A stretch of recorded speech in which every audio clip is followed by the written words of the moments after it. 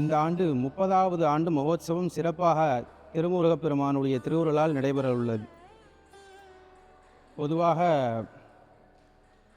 இந்த முன்தமிழ் அனைவருக்கும் இந்த முன்றியல் பதியிலே இருக்கக்கூடிய அனைவரும் அறிந்தவர்கள். இந்தியாவிலே என்று கேட்டால் இந்த ஆன்மீகத்துக்கு என்று தனி ஊடகங்கள் இருக்கிறது.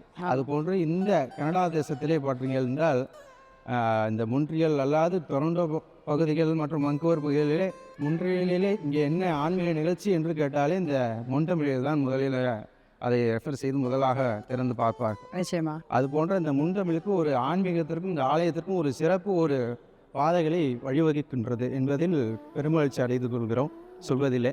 அதுபோன்று இந்த முன்றியல் பதியிலே எந்த ஆலயத்தில் எந்த சிறப்புமிக்க நிகழ்ச்சி என்றாலும் இந்த முன்தமிழ் ஊடாக மக்கள் இதிலே தரிசனம் செய்து கொண்டு தங்களுடைய இறைவனுடைய அந்த பெரும் பக்தியை இந்த நிகழ்ச்சி மூலமாக முன்தமிழ் நிகழ்ச்சி மூலமாகவே தங்கள் பிரார்த்தனைகளை செய்து கொள்கிறார்கள் என்பதிலும் நாங்கள் பெருமகிழ்ச்சி அடைந்து கொள்கிறோம்.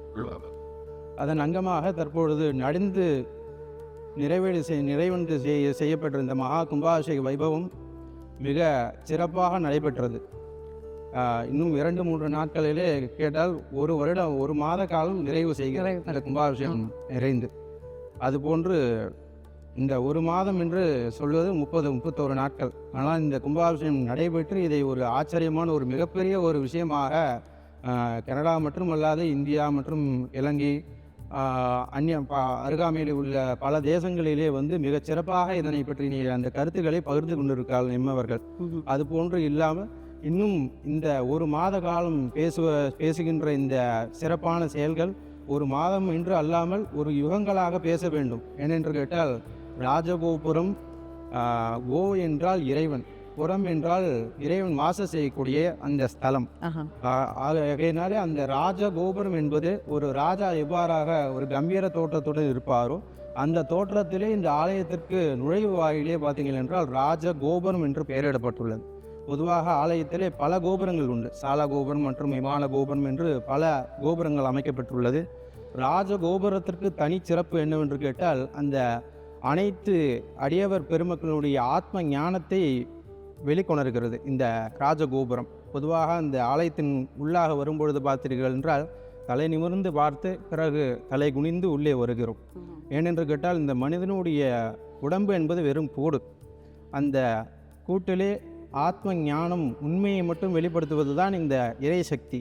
அவ்வாறாக இந்த இறைசக்தியை வெளிப்படுத்தி இந்த ஆலயத்திலே இந்த மகா கும்பாபிஷேக வைபவம் சிறப்பாக நடைபெற்று உள்ளது. மற்றது என்னென்று கேட்டால் இந்த ஆண்டு மகோத்சவமானது 30வது ஆண்டு மகோத்சவம். ராஜகோபுர கும்பாபிஷேகம் நிறைவு பெற்று செய்யக்கூடிய முதலாவது மகா மகோத்சவம்.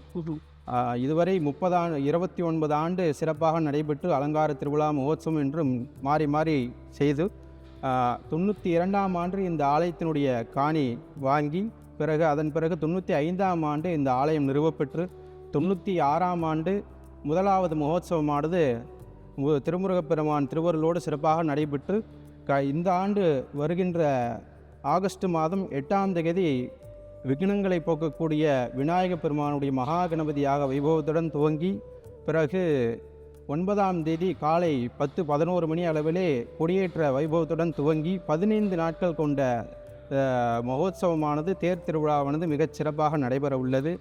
மற்றும் அடியவர்கள் இந்த ஆண்டு நடைபெறக்கூடிய இந்த மகோத்சவத்திலே மிகச் சிறப்பாக தங்களுடைய பக்தியை நேர்த்தியாகவும் சிறப்பாக கலந்து கொண்டு தங்களுடைய பிரார்த்தனைகளை சிறப்பாக இறைபெருமானுக்கு சமர்ப்பணம் செய்ய வேண்டும் என்று கேட்டுக்கொள்கிறோம்.